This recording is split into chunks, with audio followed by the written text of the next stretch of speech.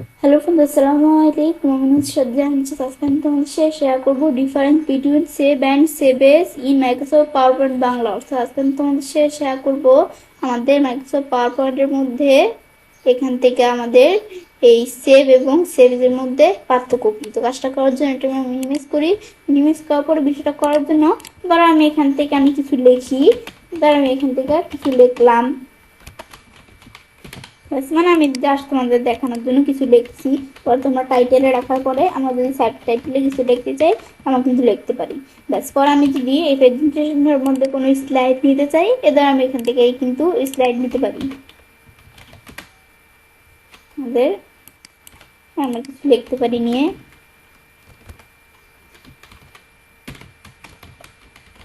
ব্যাস পরে আমরা যদি এখান থেকে সাবটাইটেল হিসেবে দিতে চাই ব্যাস দিতে পারি।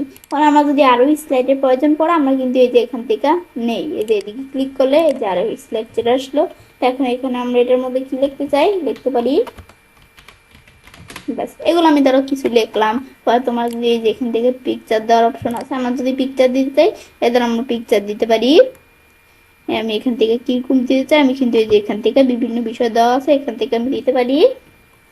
আমরা একটু উপর দিকে আসলে ধরো পিকচার দিতে পারি। এই নিচেরটা আসলে আমরা এখানে কি করব বিভিন্ন তোমরা কাজ করতে পারো। তো আমি ধরো এখানে একটা পিকচার দিলাম, এখানে তোমরা কি দিতে চাও এই বিভিন্ন বিষয় দেওয়া আছে। এগুলো আমি ধরো মানে দেখানোর জন্য কিছু কাজ করলাম এদিকে। ব্যাস, আমি ধরো এখান থেকে এখানে বিভিন্ন স্লাইডের মধ্যে কিছু কাজ করলাম।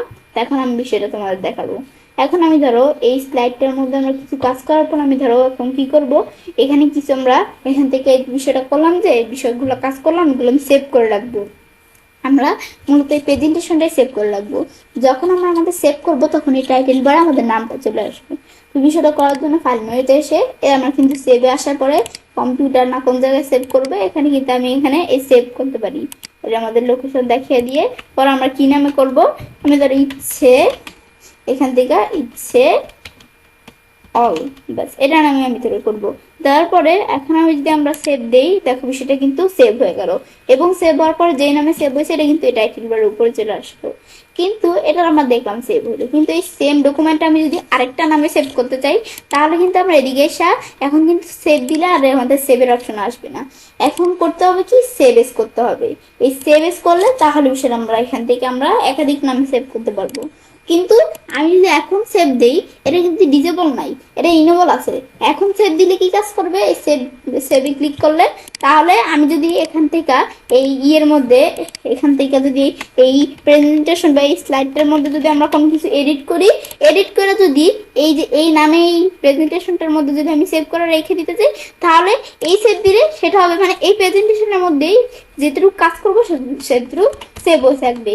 আর সেভেজের বিষয় হচ্ছে এই প্রেজেন্টেশনটা আমি আরেকটা নামে কিভাবে সেভেজ করতে পারবো, এটা হচ্ছে সেভেজের বিষয়। এখন আমি যদি সেভেজে ক্লিক করে কম্পিউটারে এখানে আসার পরে ব্রাউজার এসে আমরা যেই নামে করতে চাই ইচ্ছে অল, আমি ধরো কি নামে সেভ করবো ইচ্ছে অল 1 2 3। এখন আমি যদি এন্টার প্রেস করি সেভ হয়ে গেল। বেশ, এটা হচ্ছে আমাদের সেভেজের বিষয়টা। একটা ডকুমেন্ট একাধিক নামে আমাদের মানে একটা প্রেজেন্টেশন একাধিক নামে সেভ করতে চাইলে তাহলে আমরা কিন্তু এভাবে এই সেভ দিয়ে করতে পারি। আর সেভ দিলে কি কাজ করে, আমরা কিন্তু একবার সেভ করার পরে পরে সেভ করতে পারি না সেভ দিয়ে। পরে আমাদের একবার সেভ করার পরে পরের সেভের কি কাজ করে, আমরা যদি এখান থেকে যেই ডকুমেন্টটা সেভ করলাম সেটার মধ্যে যদি কোনো কিছু এডিট করি আর এই সেভ দিলে এখান থেকে আমাদের কি হবে এই সেই এডিট করা অংশটুকু সেভ হয়ে যাবে এই ডকুমেন্টের মধ্যে। আর সেভ তো আমরা জানি আমাদের একাধিক নামে সেভেজ করতে পারি। আরো নামে আমরা সেভ করবো, আমি যে সেভেজ আসার পরে কম্পিউটার ব্রাউজে আমরা কি নাম সেভ করব লোকেশনটা দেখিয়ে দিয়া এখন আমরা কি নামে করব সেটা আমরা লেখা দিলেই হবে।